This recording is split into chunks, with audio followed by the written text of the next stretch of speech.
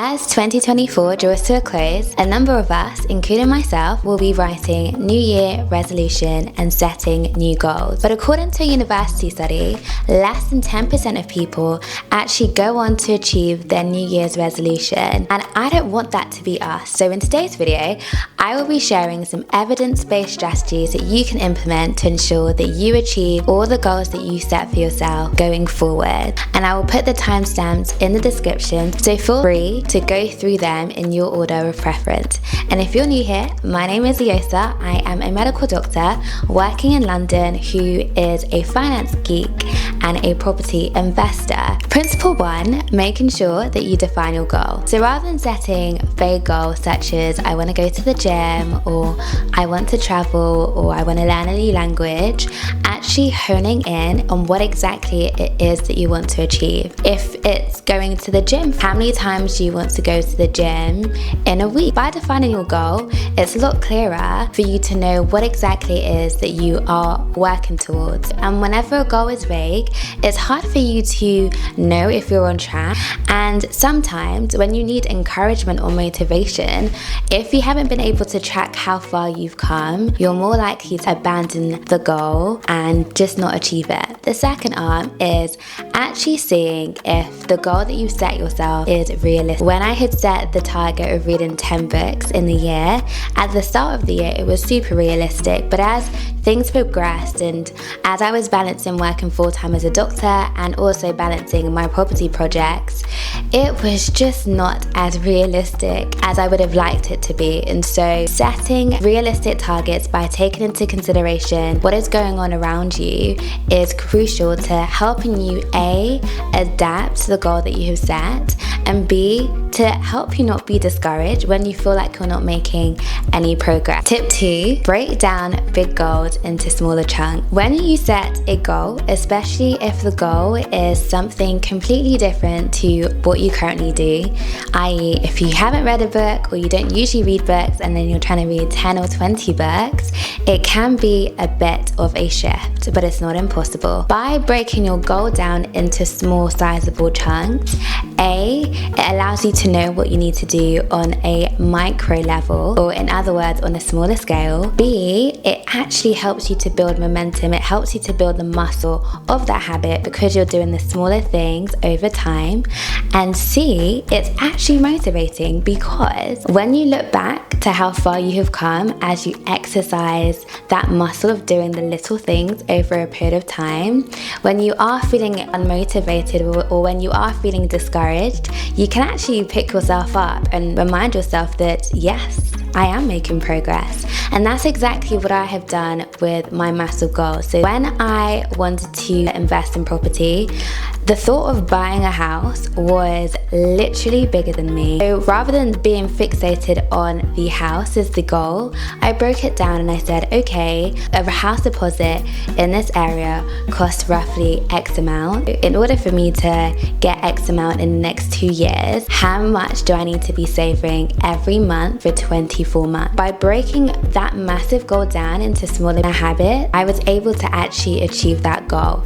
Step number 3, you then want to gamify the process. Gamification sounds super fancy, but simply put, actually creating a feedback system which allows you to see how well you are doing the little tasks which will lead to you accomplishing the big task.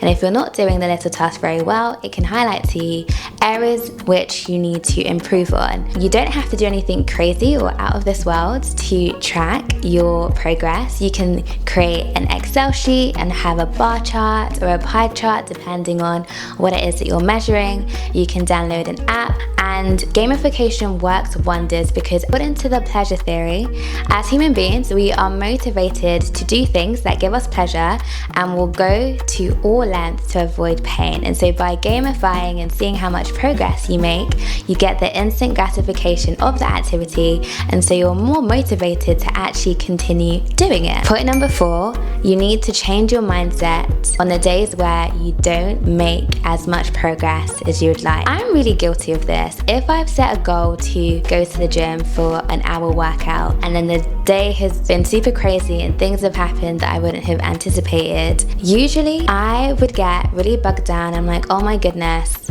I don't have an hour to go to the gym, I'm just not gonna go. But actually, what you should do in those instances is say, well, I have 30 minutes or I have 45 minutes.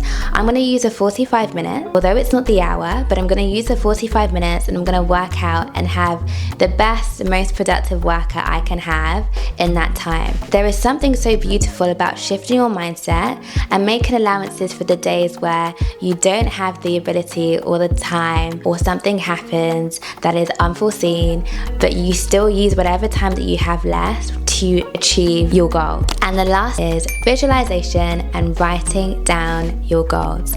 There is something so beautiful about actually seeing what it is that you're trying to achieve, and there's different ways in which you can visualize. For some people, at the beginning of the year, they will make a vision board which has images that remind them of what it is that they want to achieve. For other people, they might have an influencer or someone that they look up to that has achieved a certain thing, and by keeping up to date with them or following their journey, that re-inspires them to continue pursuing that which they're trying to achieve. For other people, simply just writing down your goal and looking at it regularly reminds you that this is what I want to achieve and this is my why. Another method of visualization is writing down a list of affirmation, writing it from a place of achievement. If you want to buy a house, writing it in the place of I'm already a homeowner or I'm already a property investor, and speaking it into existence. There is something about speaking and seeing and having faith